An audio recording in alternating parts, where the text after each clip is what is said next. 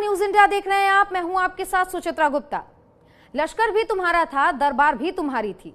तुम झूठ पर झूठ बोले जा रहे थे क्योंकि दरबार भी तुम्हारी थी। ऑपरेशन सिंदूर के दौरान बड़ी बड़ी डींगे हाँकने वाले पाकिस्तानी हुकूमत की आखिरकार अब पोल खुल गई है। कल तक भारत की ईंट से ईंट बजाने का दावा करने वाले शहबाज सरकार की हेकड़ी निकल चुकी है। पाकिस्तान अब भारत से बातचीत के लिए गुहार लगा रहा है। पाकिस्तान घुटनों पर आ चुका है। कैसे, इस रिपोर्ट में देखिए।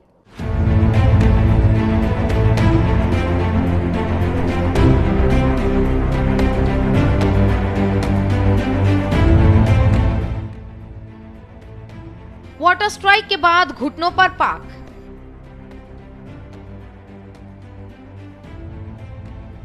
ईरान में गिड़गिड़ाए पीएम शहबाज।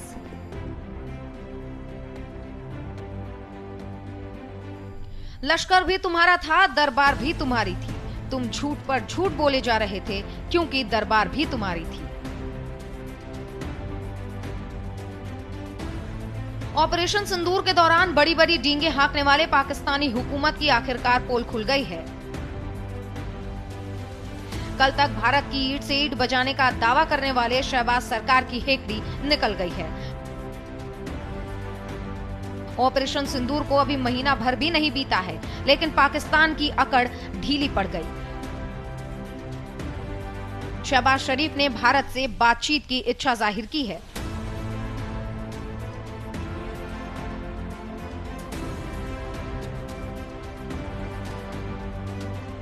पाकिस्तान के प्रधानमंत्री शहबाज शरीफ इन दिनों विदेशी दौरे पर हैं। भीख मांगने के पहले शहबाज तुर्की के बाद अब ईरान पहुंचे हैं।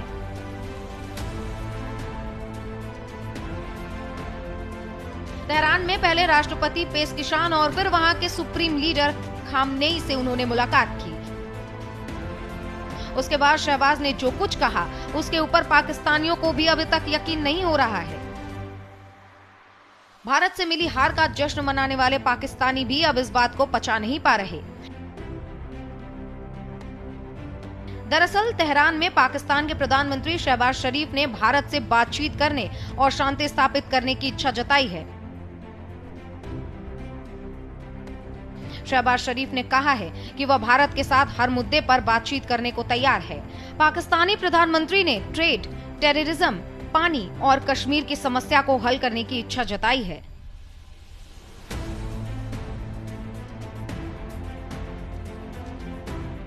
We are ready to talk for the sake of peace on water issue with a neighbor.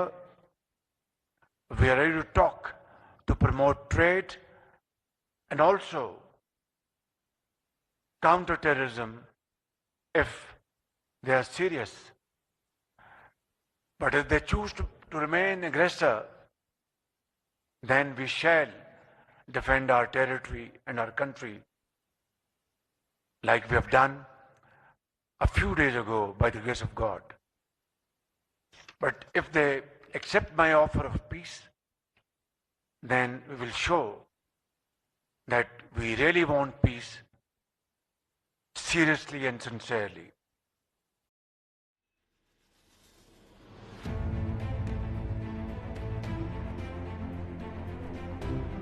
Tehran में शहबाज शरीफ जिस तरीके से बोल रहे थे, मानो ऐसा लग रहा था कि कोई कौवा हंस की बाणी बोल रहा हो।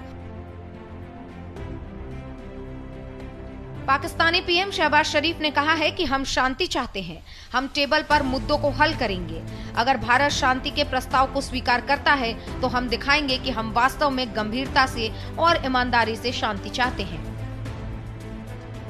तो कल तक जो शरीफ भारत को धमका रहे थे, परमाणु युद्ध की धमकी दे रहे थे, आखिर ऐसा क्या हो गया जो अचानक उनका लहजा बदल गया? पाकिस्तानी प्रधानमंत्री के तेवर ऐसे ही नरम नहीं पड़े हैं।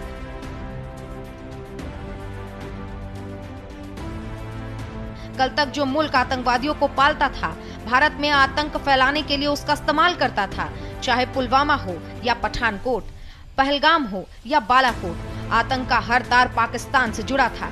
लेकिन मोदी सरकार के एक फैसले ने पाकिस्तान की ईंट से ईंट बजाकर रख दी है। पानी और खून भी एक साथ नहीं बह सकता। मैं आज विश्व समुदाय को भी कहूंगा, हमारी घोषित नीति रही है, अगर पाकिस्तान से बात होगी तो टेररिज्म पर ही होगी। अगर पाकिस्तान से बात होगी तो पाक ऑक्युपाइड कश्मीर पीओके उस पर ही होगी। प्रिय देशवासियों, भारत सरकार के फैसले पर पाकिस्तान ने तो पहले गीदड़ भभकी दी। आतंकी के सुर में सुर मिलाते हुए सेना के अधिकारी खून की होली खेलने तक की बात कह रहे थे। अगर तू पानी बंद करेगा, इंशाअल्लाह हम तेरी सांस बंद करेंगे, इन दरियाओं में फिर खून बहेगा। तुम हमारा पानी बंद कर दोगे, हम तुम्हारा सांस बंद कर देंगे।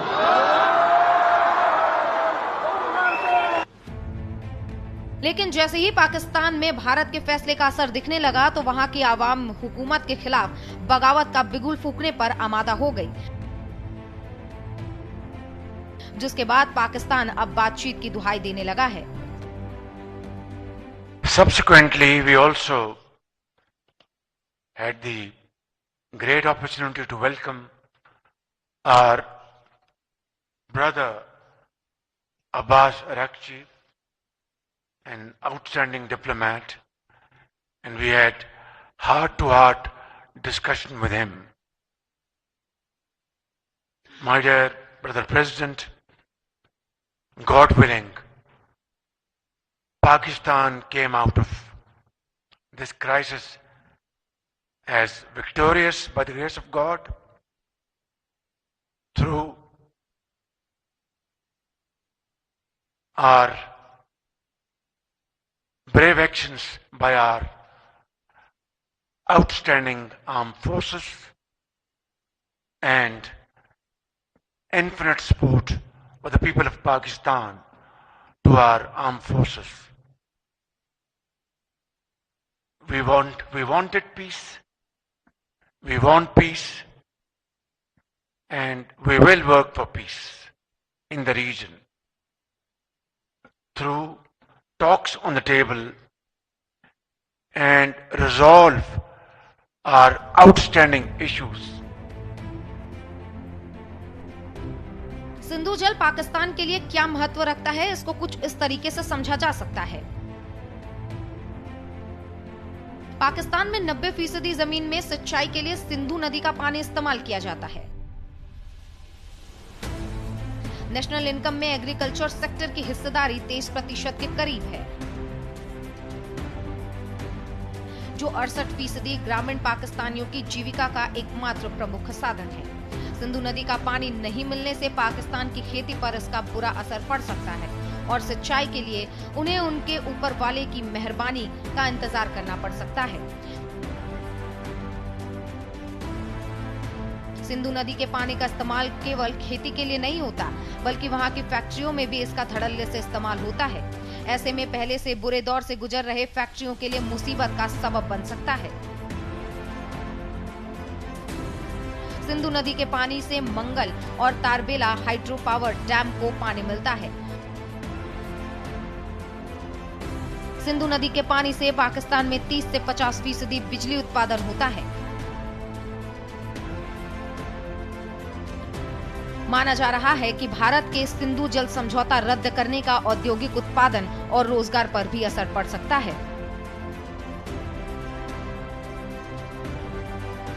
ऐसे में मुमकिन है कि बदहाल अर्थव्यवस्था और भी बदतर हो सकती है और इससे पाकिस्तान के आवाम को बहुत ज्यादा परेशानी भी हो सकती है। यही वजह है कि पाकिस्तान में भारत सरकार के फैसले को लेकर सुगबुगाहट शुरू हो गई है, जिसने सेना के शह पर सत्ता में काबिज शहबाज सरकार की मुश्किलों में इजाफा कर दिया है।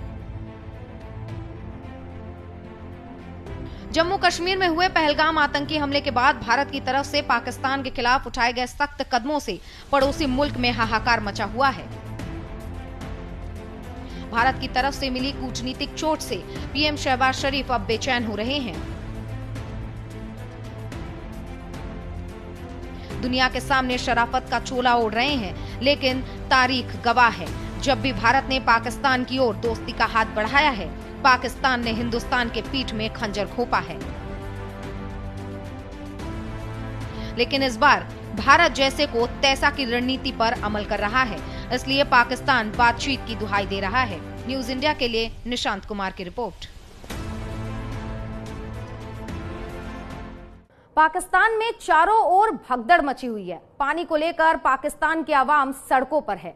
प्रदर्शन का सिलसिला लगातार जारी है। लोगों की परेशानी के इतर पाकिस्तान की हुकूमत और वहां की सेना भारत से मिली हार का झूठा जश्न मनाने में व्यस्त है। इस सबके बीच पीएम मोदी ने आतंकवाद को लेकर भारत की नीति जो बताई है, उससे पाकिस्तान परेशान है। पाकिस्तान में पीएम की नीति से खलबली मची हुई है।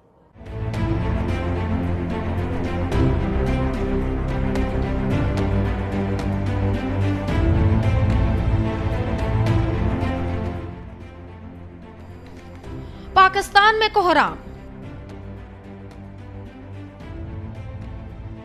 पानी को लेकर त्राहिमाम,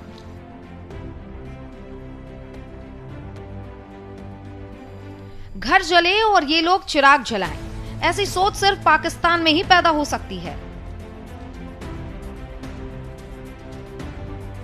ऐसा हम इसलिए कह रहे हैं क्योंकि ऑपरेशन सिंदूर के दौरान भारतीय मिसाइल पाकिस्तान के आसमान को चीरती रही।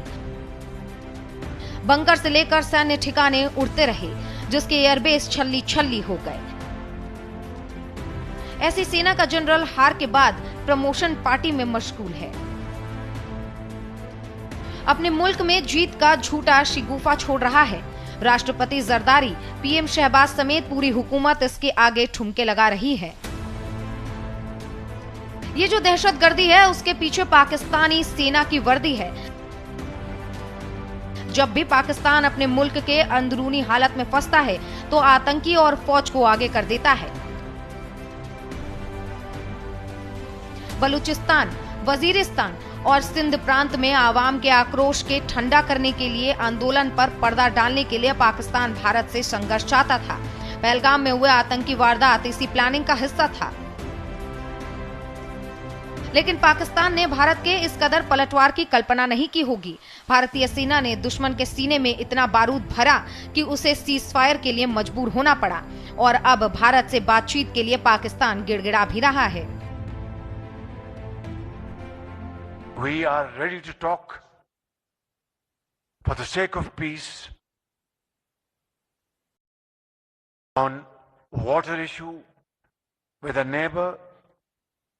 We are ready to talk to promote trade and also counter terrorism if they are serious. But if they choose to remain aggressor, then we shall defend our territory and our country like we have done a few days ago by the grace of God. But if they accept my offer of peace, then we will show that we really want peace seriously and sincerely. Cease fire के बाद पाकिस्तानी हुकूमत और सेना हार का जश्न मना रही थी, लेकिन कंगाली के मुहाने पर खड़ा पाकिस्तान एक बार फिर से उबलने लगा है। सीज फायर के बाद बलूचिस्तान, सिंध और वजीरिस्तान में उग्र प्रदर्शन का सिलसिला शुरू हो गया है। लाखों की तादाद में लोग सड़क पर उतर गए हैं।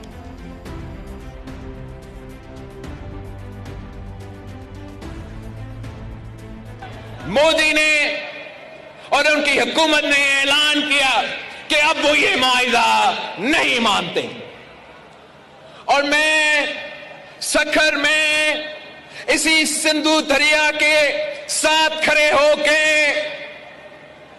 भारत को कहना चाहूंगा कि सिंधु हमारा है और सिंधु हमारा रहेगा। या इस दरिया से हमारा पानी बहेगा या उनका खून बहेगा।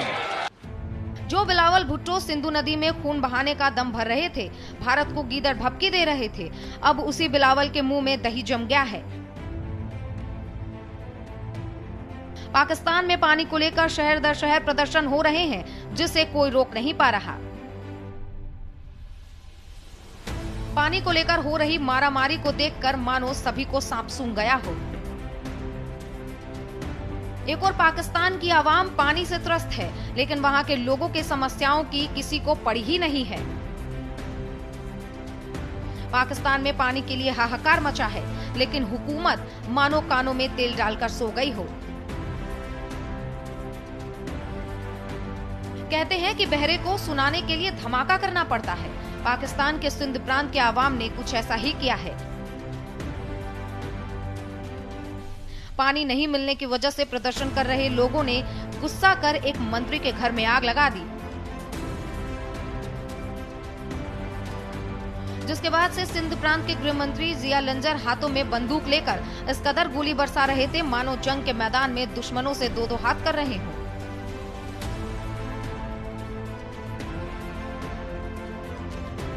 अभी तो भारत ने अपने प्लान को अमली जामा पहनाना शुरू भी नहीं किया है, लेकिन पाकिस्तान अभी से बिलबिलाने लगा है।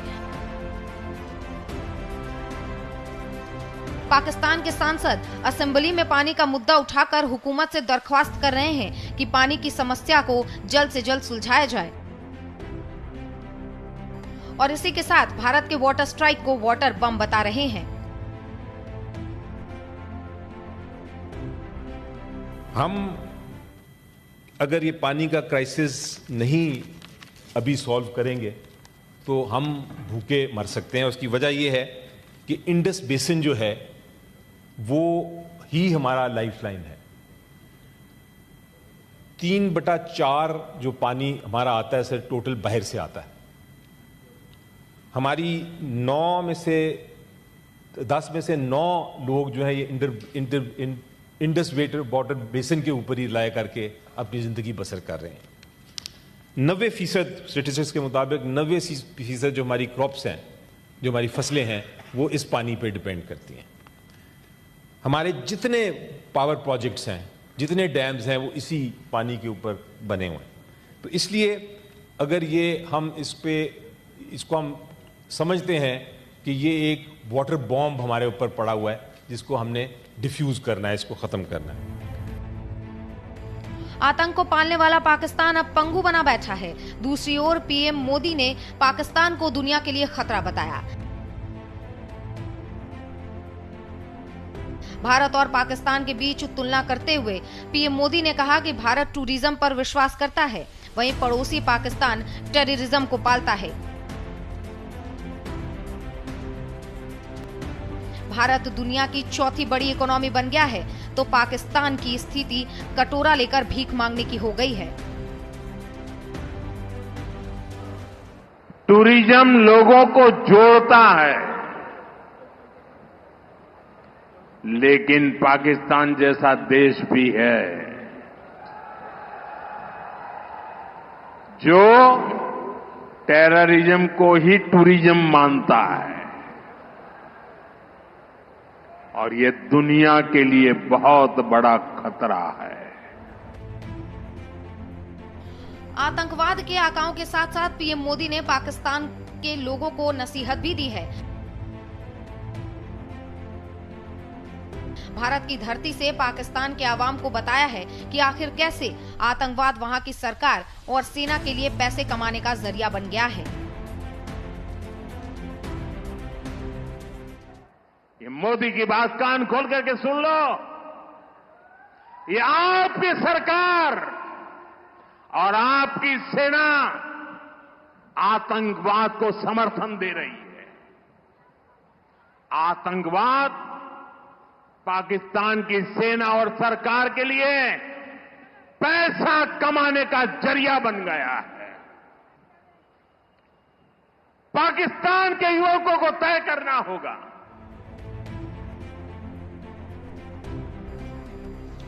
गुजरात के गांधीनगर से पीएम मोदी ने जो संदेश दिया है, उससे पाकिस्तान की सिट्टी पिट्टी गुम हो गई है। पीएम मोदी ने आतंकी को लेकर जो कुछ भी कहा, उससे पड़ोसी देश परेशान है। पीएम मोदी ने आतंकवाद पर दो टूक कह दिया है कि भारत ने तय कर लिया है कि हम हर कांटे को निकाल कर ही रहेंगे।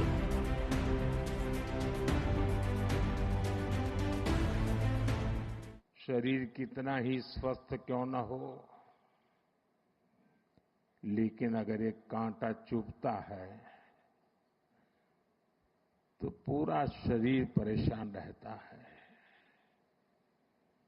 अब हमने तय कर लिया है उस कांटे को निकाल के रहेंगे।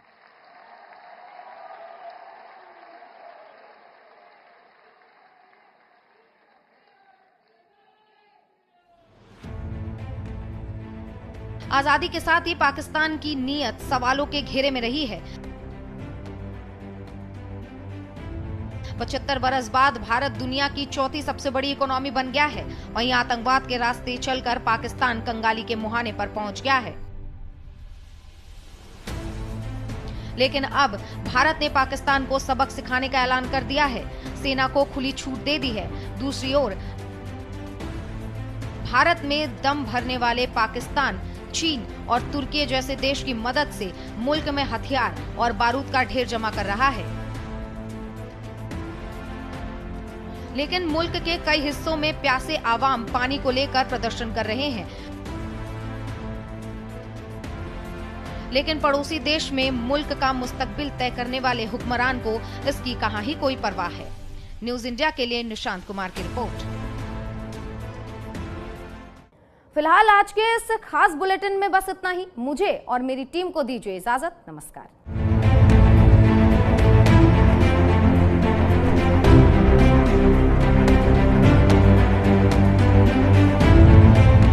अबे घोचू जी